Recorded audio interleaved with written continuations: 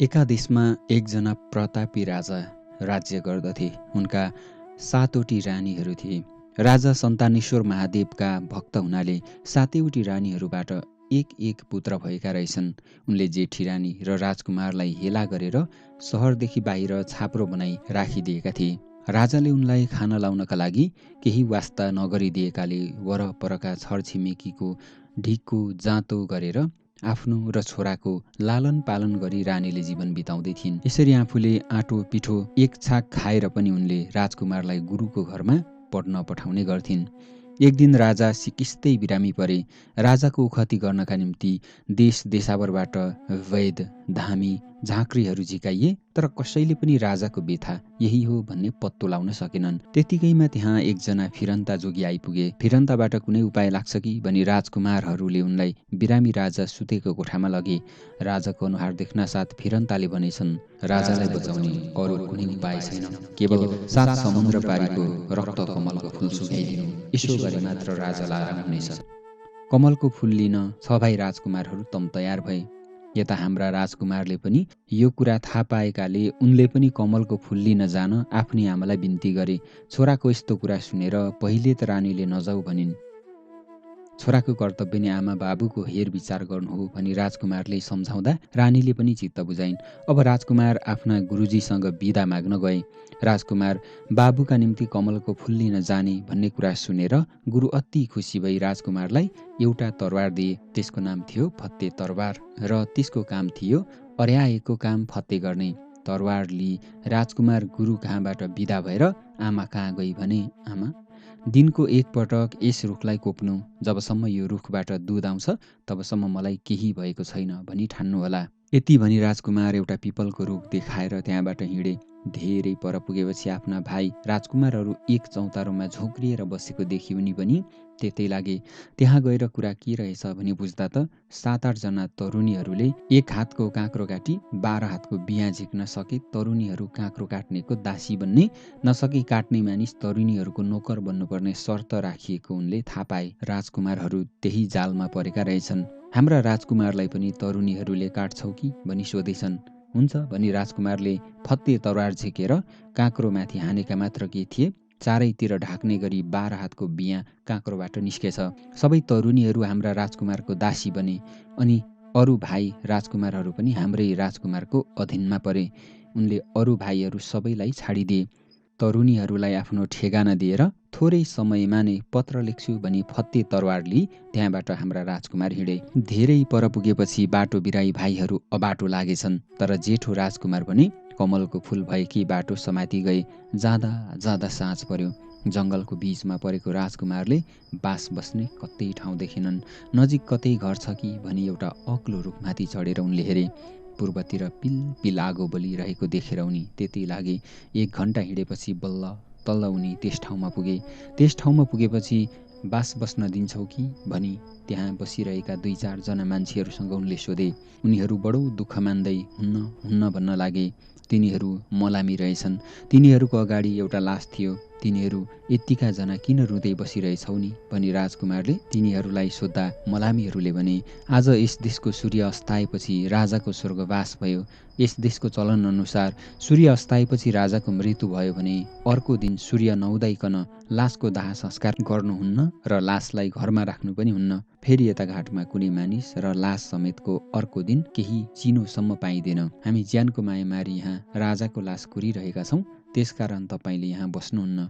मलामीहरूका यस्ता कुरा सुनेपछि राजकुमारले त्यही बस्न ज्यादै जोड गरे। जति जोड गर्दा पनि राजकुमार त्यहाँबाट नजानेदेखि मलामीहरू ज्यादै डराए। राजकुमारले भने, दाजु, यो राजाको लासलाई म कुर्छु, तपाईँहरू आफ्नो घर जानुहोस्। यस्तो कुरा सुनि मलामीहरू पहिले त हुन्न भन्दै थिए, तर पछि राजकुमारले ज्यादै जिद्दी गर्दा लौ त भन्दै आफ्ना घर लागे। राजकुमार हातमा फत्ते तरवार लिएर त्यहाँ बसे। त्यतिकैमा त्यहाँ 4 दिशाबाट 4 राक्षस जम्मा भए। ती राक्षसले आपसमा सल्लाह गरेको राजकुमारले सुने। आजको आहार ज्यादै थोरै देखियो, त्यसकारण अर्को एकजना पनि ल्याउनु पर्यो। यति सल्लाह गरिसकेपछि थोरै समयमा नै राक्षसहरूले एकजना मानिसलाई सुतिरहेको पलङ समेत त्यहाँ ल्याइ पुर्याए। त्यो मानिसले सपना देखिरहेको थियो। राक्षसहरू पूजा गर्नका लागि कोही फूल, कोही अक्षता र कोही चन्दन इत्यादि लिन चारै दिशातिर एक एक गरी गए। राक्षसहरू सबै गएपछि राजकुमारले सुतिरहेको मानिसको घुम्टो खोलिदिए। सुतिरहेको मानिस त आइमाई पो रहेछे। उसलाई बिउझाइ तिमी को हौ भने राजकुमारले सोद्धा बिचरी ऊ रुन कराउन लागि। कति सम्झाउँदा पनि उनले रुन कराउन नछोडेकोले राजकुमारलाई झन फसाद पर्न लाग्यो। उता राक्षसहरू आउने बेला भइसकेको थियो। राजकुमारले रुने कराउने बेला छैन, राक्षसहरू आउने समय भइसक्यो भनेर सम्झाउँदा उसले बल्ल तल चित्त बुझेछ क्यारे। ऊ चुप भई र आफ्नो परिचय राजकुमारलाई दिई ती रहेछिन् तिनै राजाकी छोरी राजकुमारी। तिमी को हौ भनी राजकुमारीले राजकुमारलाई सोद्धा म एउटा गरिब मुसाफिर हुँ भनी उनले भने। अब बस्ने कुनै उपाय भए भन भनी राजकुमारीले सोद्धा हाम्रा राजकुमारले भने राजकुमारी राक्षसहरू पूजा गर्ने सरसामानहरू लिन गएका छन्।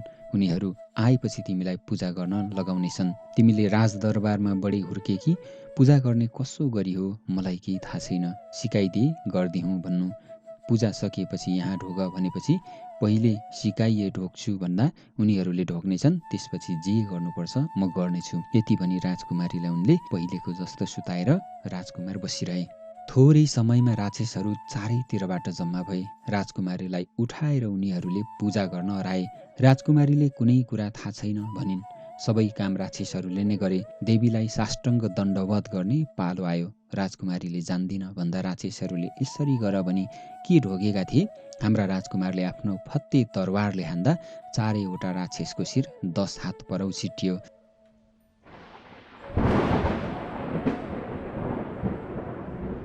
अनि राजकुमारी बडो खुसी भएर राजकुमारको पाउमा परि भनिन् तपाईँ बडो पराक्रमी हुनुहुँदो रहेछ, अवश्य पनि साधारण मानिस हुनुहुन्न। साँचो भन्नुहोस् तपाईँ कुन देशको राजकुमार हुनुहुन्छ होला। राजकुमारीको यस्तो कुरा सुनि राजकुमारले आफ्ना सक्कली परिचय दिए। राजकुमारी अत्यन्त खुसी भएर राजकुमारलाई भनिन् आजदेखि मेरो यो जीवन पाउमा चढाएँ, मलाई हजुर जहाँ हुनुहुन्छ त्यहीँ लग्नुहोस्। राजकुमारीको कुरा सुनेर राजकुमारले भने मेरो पिताज्यू साह्रै बिरामी हुनुहुन्छ, म औषधिको निम्ति कमलको फुल लिन आएको हुँ। अहिले मसँग जान जिद्दी नगर, घर फर्किएको केही समयपछि म तिमीलाई चिठी पठाउनेछु। यति भनी राजकुमारीलाई दरबार पुर्याई राजकुमार त्यहाँबाट हिँडे। साँझ परिसक्यो। कतै बास बस्ने गाउँहरू नभएकाले जङ्गलमा नै यता उता घुम्दै राजकुमारले रात निकै बिताए। त्यही समयमा कतैबाट आवाज आएको सुनि राजकुमार उतै लागे। निकै पर पुगेपछि एक घर देखा पर्यो। उनले त्यही घरमा गएर बास मागे। त्यस घरमा अत्यन्त सुन्दरी एउटी केटी बाहेक अरू कोही रहेनछन्। केटीलाई पनि राजकुमारको अनुहार ज्यादै मन परेछ र राजकुमारलाई बास दिन उनी बडो हिचकिन्, किनकि उनका बाबु राक्षस थियो र ती युवक त्यहाँ राख्दा उसले खाइदिन्छ कि भन्ने उनलाई डर भयो। अन्त कतै पठाउँदा राक्षस आइपुग्ने समय भएकोले बाटैमा राजकुमारलाई खान्छ भन्ने डरले उनले राजकुमारलाई आफै खा राख्ने विचार गरिन्। त्यसपछि राजकुमारीले राजकुमारलाई भित्र लगिन् र सारा कुरा भनिन्।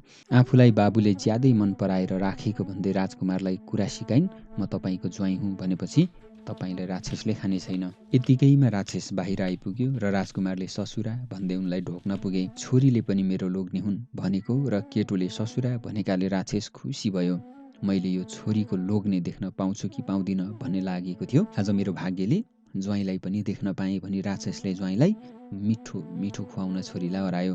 भोलिपल्ट राजकुमारले ससुरासँग पिताजी बिरामी हुनुभएको र आफू औषधिको निम्ति रक्त कमल लिन आएको कुरा बिन्ती गरे।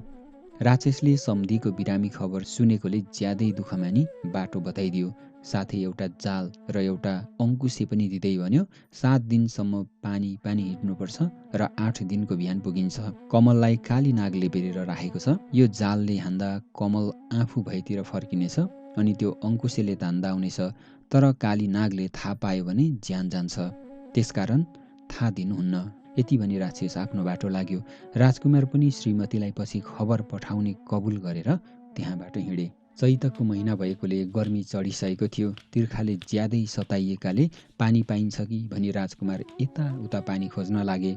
यसै बेला उनले जङ्गलको बीचमा एउटा अत्यन्त राम्रो दरबार देखे। त्यसको रहस्य बुझ्नु पर्यो भनी उनी उतै लागे। दरबारमा पुगेपछि कुनै आवाज नआउँदा राजकुमारको मनमा झन उत्सुकता बढ्यो। भित्र मेच खाटहरू राम्रोसँग सजाइएका थिए, तर मानिस भने कोही थिएनन्। उनी अर्को कोठामा उक्ले। त्यस कोठामा चाँदीको करुवामा पानी राखेको रहेछ। राजकुमारले यो पानी अवश्य पनि मेरै निम्ति राखेको हो भनी खाए। त्यसपछि अर्को कोठामा उक्लँदा परम सुन्दरी युवतीहरू मस्तसँग निदाइरहेको उनले देखे। सातवटी सुन्दरीहरू पनि मलाई नै पर्खिरहेका हुन् भनी सातैवटीलाई सिन्दुर हाली एउटा पत्रमा आफ्नो परिचय लेखी त्यही छाडेर राजकुमार कमलको फुल टिप्न हिँडे। 7 दिनसम्म दिन रात पानीमै हिँडेपछि बल्ल राजकुमारको सामु कमलको फुल देखा पर्यो। उनले राक्षसले दिएको जाल हाने कमल आफूतिर ढल्कियो अनि अङ्कुशेले छुन मात्र के लागेका थिए कालीनागले थाहा पाइहाले। राजकुमारले फत्ते तरवार झिकी कालीनागको शिर छुटाइदिए। त्यसपछि उनी कमलको फुल टिपी आफ्नो घरतिर लागे। बाटामा अरू राजकुमारहरूसँग भेट भयो। उनीहरूले दाजुले कमलको फुल ल्याएको थाहा पाई बडो श्रद्धाका साथ दण्डवत गरी उनलाई पनि आफूसँगै घर जाने आग्रह गरे। एकमन्त राजकुमारलाई रिस उठ्यो, तर यिनीहरू पनि त मेरै भाइहरू हुन् भन्ने ठानी सँगै जानलाई उनले मन्जुर गरे। भाइहरूले दाजुको घाँटी र पिठ्यौँतिर हेर्दै अहो मैल असाध्यै परेछ, नुहाउन जानुहोस् भनी जिद्दी गरे। हार्न नसकी राजकुमार नुहाउन गए। सारा कपडा फुकालिसकेपछि उनले आमाले दिएको 3 बेरुवा औँठी कुनै हालतमा पनि फुकाल्ने छैन भने। दाजुको यस्तो कुरा सुनि अब यसले औँठी फुकाल्दैन भन्ने विचार गरेर लौ त भनी इनारको छेउमा दाजुलाई लगी उनको पछाडि पिठ्यौँ मिच्न लागे झैँ गरेर इनारमा धकेलिदिए अनि उनीहरू कमलको फुल लिएर आफ्नो बाटो लागे।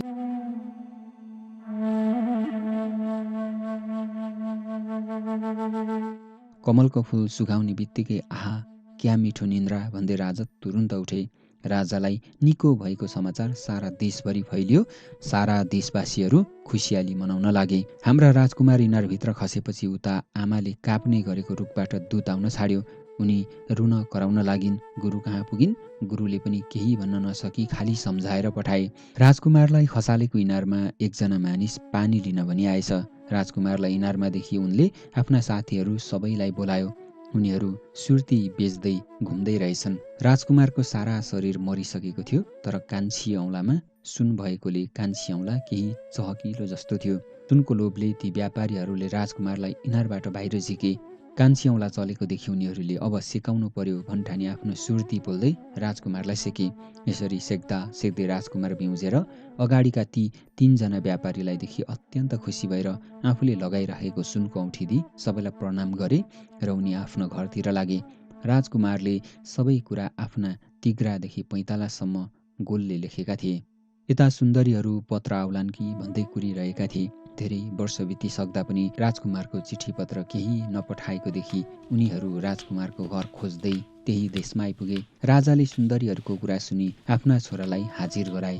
उनीहरूले राजकुमारलाई कमलको फुल कहाँ थियो भन्दा कुनैले डाँडाको टाकुरामा, कुनैले जङ्गलमा, कुनैले पोखरीमा इत्यादि भनेको सुनि सुन्दरीहरू रिसले चुर भए अनि उनीहरूले राजातिर फर्केर भने कमलको फुल ल्याउने राजकुमारलाई यहाँ ल्याऊ नत्र युद्ध गर्नु पर्ला। सुन्दरीहरूको कुरा सुनि राजाले भने मेरो भयभरका राजकुमारहरू यति नै हुन्, यी बाहेक अरू कुनै छैनन्। सुन्दरीहरूलाई झन रिस उठ्यो। राजातिर फर्केर झोक्किँदै उनीहरूले भने जेठा राजकुमार कता गए नि। सुन्दरीहरूको कुरा सुनि जसङ्ग भएर राजाले भने गुरुजी लौ ल्याउनु पर्यो राजकुमारलाई। यति भनी जेठा राजकुमारलाई लिन मानिसहरू पठाइयो। भाइहरू पनि गए तर राजकुमार आएनन्। राजा आफै गए तैपनि उनी आएनन्। आखिरमा गुरु गएर सम्झाएपछि बल्ल राजकुमार आए र राजकुमारलाई देख्ना साथ सुन्दरीहरूले उनको पूजा गरेर राजकुमारले तिग्रादेखि पैतालासम्म लेखिराखेको राजालाई देखाइदिए। बल्ल थाहा भयो कमलको फुल कसले ल्याएको रहेछ।